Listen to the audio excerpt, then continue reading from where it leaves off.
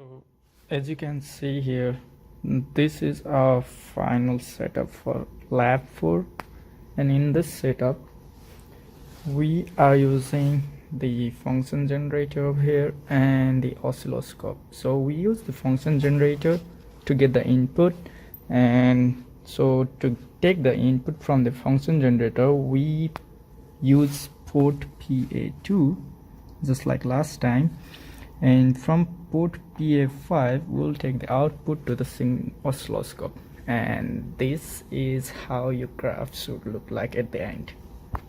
So for the people who haven't worked the function generator before, so here is a quick demo how you can use this function generator for this lab. So here you have the frequency mode button which you can press and change the frequency using this right here. So if you can increase or decrease the frequency from here as well, or you can directly put the number from here. And to change the amplitude, you can go to the amplitude level menu and you can just simply put the values from here. So now I will talk to you guys about a little bit about the probes of the oscilloscope and the function generator. So you need to connect the positive end of the probe to the port 5 right here. As you can see, yeah, port A5, and the common terminal to the ground. Same way the probe of the function generator as well, you need to put the positive terminal on the PA2 and the negative terminal on the ground, as you can see right here. So I wanted to add a few things to what Jitendra said about Lab 4 that's really related to the equipment in the lab. There's a couple things that I think you should realize as you're going through this if you haven't used the oscilloscopes and or the signal generator. We have two types of signal generators in there. We have a Tektronix and we also have a Rigol. He showed you on the Tektronix. They both sort of operate similarly, and he can help you on one or the other, so that's not a big issue. But one of the things that he didn't talk about there is the high Z output of the oscilloscope. And what that basically is if you turn on a Tektronix and it's not been set this way, it generally remembers its last setting, but you should always check this to make for sure. It has an output mode setting that is, if you open it out of the box, that would be set up as 50 ohm. So what that does is it thinks that you have a 50 ohm load, and if you have a 50 ohm load and you tell it to set up, let's say, a 10 volt sine wave, what it intends to do is put that 10 volt sine wave on that 50 ohm load that you attach to it.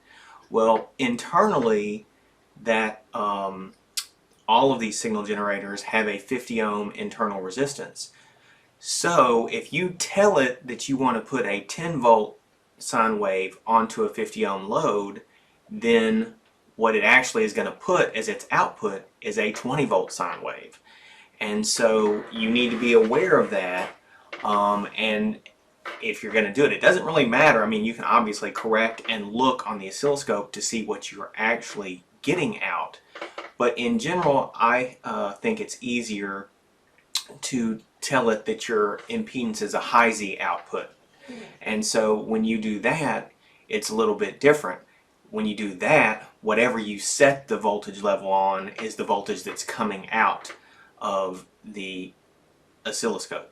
I think, not oscilloscope, excuse me, the signal generator. I think that's easier to understand because that means if you put 10 volts is what is coming out, that's what is coming out.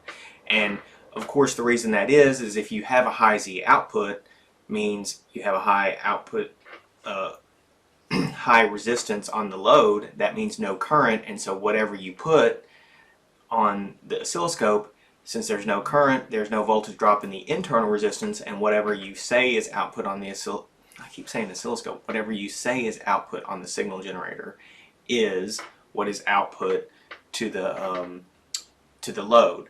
So anyways, in almost all of these labs for microcontrollers, the input resistance of whatever system you're doing is rather high. So the resistance it presents to the signal generator should be like almost the high Z impedance. So it probably really matches that well, but sometimes you will have a voltage drop across that output resistance of the signal generator itself.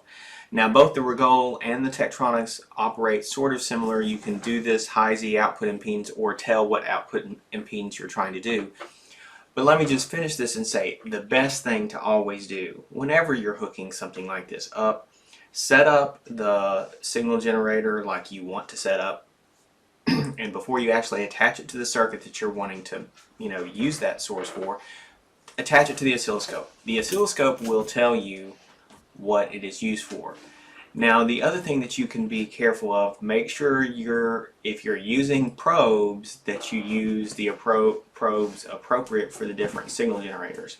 I don't know that it's really necessary for you to use that, but remember, probes are either, typically in our lab, either 10x probes or 1x probes, and basically there's an internal voltage divider if you have the 10x probes. And the reason that works well is it raises the input impedance of the oscilloscope and allows you to measure something without interfering with the regular circuit itself. Now, if you do that, and you use the right probe with the right oscilloscope, it will probably automatically do all the adjustment for you.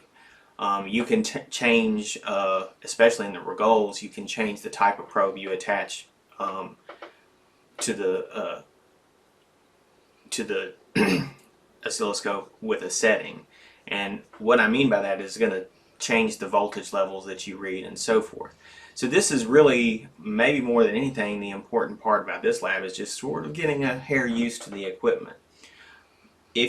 So my suggestion is to try to put out a 5-volt sinusoid, low frequency, take that to your oscilloscope, look at it, make sure it's what you expect, then adjust everything to be the signal the signal that you want on the input of your circuit that you're trying to hook up.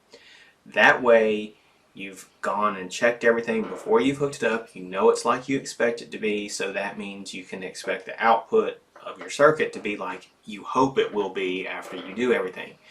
So I think it's always best to try to check that stuff out before you actually go through and hook it all up. Whenever you try to hook up everything at once and try to do it, you've got a recipe for disaster, and then you don't know where to troubleshoot. So this is just trying to help you troubleshoot as you go along, because you'll find out when we get to electronics lab, if you have something complicated and you try to do that, you will definitely mess it up half the time. So anyways, good luck on today's lab, and just let Jatendra know if you have any questions about the equipment, because he can help probably a whole lot easier than fooling around way too much. Have a good afternoon.